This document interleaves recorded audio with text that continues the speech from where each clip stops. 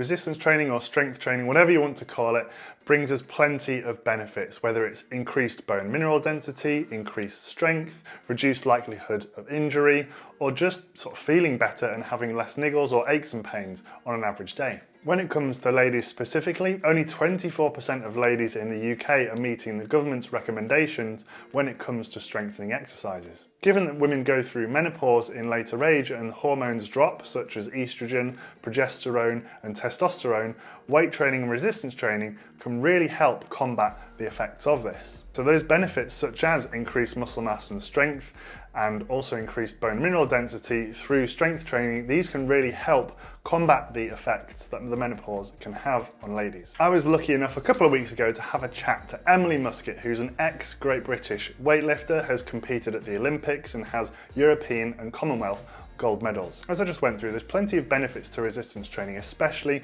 for ladies, and this is well documented in the literature as well. But only 24% of ladies are actually hitting the guideline. I asked Emily why she thought this was. The stigma is definitely an issue because it's so linked to, the male side of things. Females just don't think that they can go and do something like weightlifting. And also, if you walk inside a gym and you see the weights area and you see lots of muscly men grunting away, lifting, doing their bicep curls in the mirror, it can be quite intimidating. Like, even to this day, I've competed in weightlifting, but I'll go into the gym and I'll just like scurry past because you just, it's not an area that you usually feel confident to go to as a female. So, there's a number of other reasons why females don't really take it up. I think another key issue or stereotype is that females think that they're going to bulk up. Now, I don't know how many females I've heard say to their coaches or their trainers, oh, but I don't want to look manly. I don't want to get big muscles. And it just doesn't work like that. It's not an overnight adaptation. Like you can't just build as quickly as anything. And I suppose if you ask all the men in the gym how quickly they built their muscles, they'll probably laugh because it's just, months and years of hard work, and also like the nutrition side of things as well. But you do hear a lot of females saying they want to tone up, which, aesthetically is what a lot of females aspire to. And for that, you do have to build a little bit of muscle. Now, knowing where to start when it comes to resistance training can be fairly tricky, but there's something all personal trainers get taught called the FIT principle that can help guide us through how to build your own program so you can get started. Emily and I also discussed this, and we've got some tips for you today. So after watching this video, you can go ahead and get started and start doing a little bit of training, wherever that may be, whether it's at home, at the gym, or somewhere else. FIT is an acronym and it stands for frequency, intensity, time, and type. Now, in terms of frequency, how often should we be training? This is something I asked Emily. I'd say at least 2 times a week you'd want to be doing some kind of strength work, and then if you're enjoying it and you're seeing the benefits, you'd want to up that to around 3 times a week if you can. In terms of things like sets, reps, all those sorts of things, what are your thoughts around that, and how many exercises should people do in a general session? I'd say maybe 4 to 5 key exercises. Obviously time permitting. You'd want to go for around 4 to 5 working sets, and it depends what movement you're doing, but I think if you're just starting out, you do want to be doing a few reps. You want to be doing like 8 to 12 reps on some of those movements with a lighter weight, and obviously as you gain strength and you progress, you'd maybe look to reduce that rep range and increase the weight, the intensity of the exercise. So that's frequency sorted. We now know how many times we're training per week, all sets and reps and all that good stuff.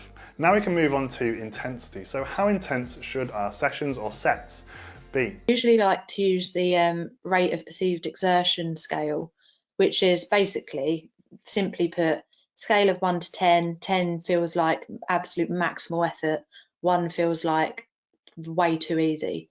So I'd usually say for people to work at around a 6 or a 7. So they're being challenged, but they're not compromising their technique. They're able to get a good set of 10 reps out and feel like they've done something.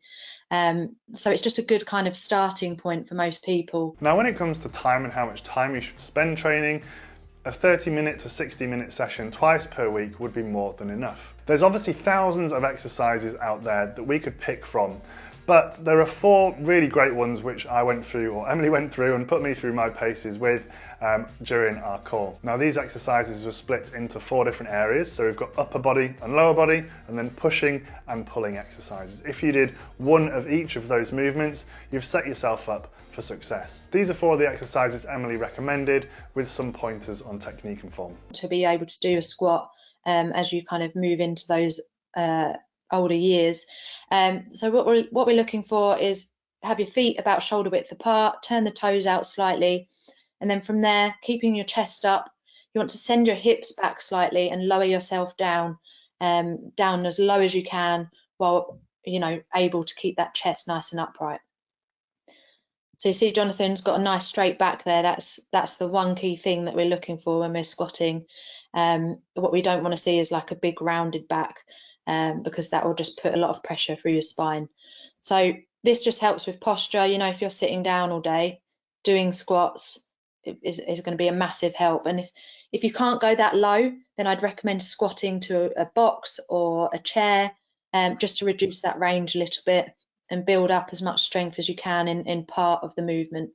And then as you get stronger, you'll find you'll be able to go a little bit lower, and then eventually you might be able to add some weight in there as well. So exercise number 2, we'll go for, I guess, a lower body pulling exercise, which is kind of like a straight leg deadlift. So for this one, again, we're looking for that really straight back. And as I said before, pull your belly button in towards your spine.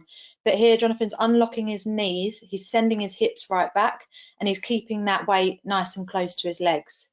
So he's really feeling everything, posterior chain, hamstrings, glutes, a bit of back muscle, as he's controlling that weight down. And again, you want to get to a nice parallel position with your upper body, and you want to make sure you're not rounding whatsoever. So if you feel like you begin to round, you just want to reduce that range a little bit and then don't go as low. So for the press up, what you're looking for, again, you almost want to get into that plank position. So pulling everything in nice and tight, keep your hands about shoulder width apart, and then from here, you just want to lower down, keeping your elbows tucked in as far as you can, and then push. You want to feel like you're pushing the floor away.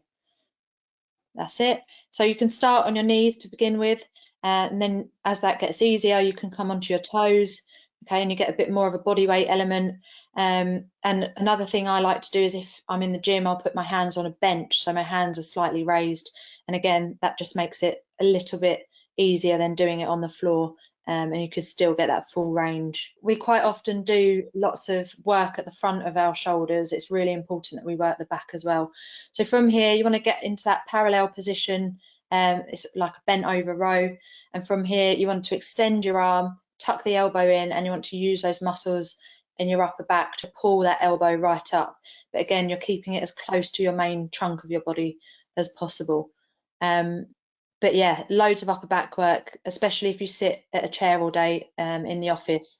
You can never do enough upper back work, because it stops this and helps open everything out and keep that posture nice and upright. Hopefully today's video has given you a bit of an idea of why women should be doing some kind of strength training.